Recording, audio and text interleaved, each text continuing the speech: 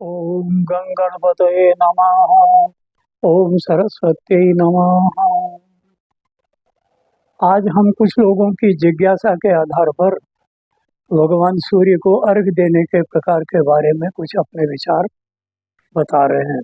शास्त्रों में निर्देश दिया गया है कि प्रत्येक सनातनी को प्रातःकाल शौच स्नान से निवृत्त होकर के भगवान सूर्य को अर्घ देना चाहिए, क्योंकि भगवान सूर्य को अर्घ देने से आत्मबल मिलता है, प्रकाश मिलता है।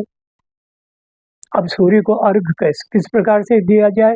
भगवान सूर्य को अर्घ देने के लिए सामान्य प्रक्रिया है कि नहाने के उपरांत शुद्ध जल लिया, लोटा मांझ करके, और ताम्र पात्र या पीतल का पात्र लिया, उसमें जल लिया और खड़े होकर के अपने इन कंधों के समानांतर यह जल लेकर और ओम सूर्याय नमः या ओम गृणीहि सूर्याय नमः, दोनों में से कोई भी मंत्र आप बोल सकते हैं।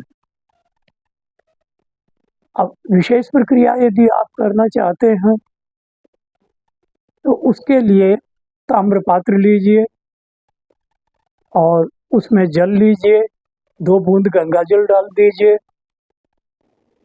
उसमें लाल चंदन नहीं हो तो रोली, चावल और लाल पुष्प डालिए और भगवान सूर्य के सम्मुख खड़े हो जाइए। सूर्योदय के पूर्व भी घंटा भर पहले दे सकते हैं, सूर्योदय के पश्चात भी अर्घ दिया ही जाता है।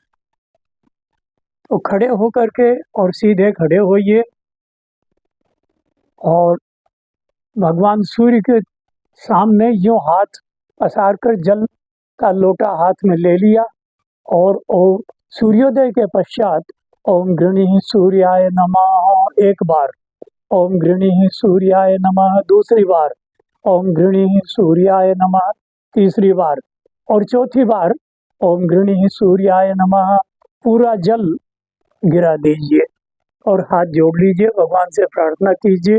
आपको जो भी मंत्र आता हो, नहीं तो यही ओम गृणीहि सूर्याय नमः। अब मैं कुछ लोगों को देखता हूँ कि वो सिर के ऊपर यूं ले जाकर उसमें से सूर्य देखते हैं। मैंने अभी तक शास्त्रों में कहीं नहीं देखा और न गुरुमुख से कभी सुना है। ये तो सूर्योदय के पश्चात की बात हुई। सूर्योदय के पूर्व यदि हम अर्घ देते हैं तो भगवान सूर्य को 3 बार अर्घ दे दीजिए। ओम गृणीहि सूर्याय नमः, ओम गृणीहि सूर्याय नमः, ओम गृणीहि सूर्याय नमः। ये जो मैं उल्लेख बता रहा हूँ, वायु पुराण में इसका उल्लेख किया गया है। इसके बाद आपको यदि प्रार्थना करनी है तो जो संध्या करते हैं पंडित, वो तो वैदिक मंत्र 4 बोलते हैं। आप सूर्य को प्रसन्न करने के लिए आदित्य हृदय का पाठ खड़े होकर के कर सकते हैं। ततो युद्ध परिश्रांतम समरे चिंतया स्थितम रावणम जागृतो दृष्ट्वा युद्धाय समुपस्थितम इत्यादि 29 मंत्र है जो आप पढ़ सकते हैं। इससे भगवान सूर्य की कृपा होगी और नेत्र ज्योति भी बढ़ेगी। अगर किसी को कोई व्याधि है तो उसमें भी भगवान सूर्य व्याधि दूर करने में सहायक होंगे और वह व्यक्ति सुखी होगा। सूर्य को अर्घ देने से आत्मबल सबसे पहले बढ़ता है।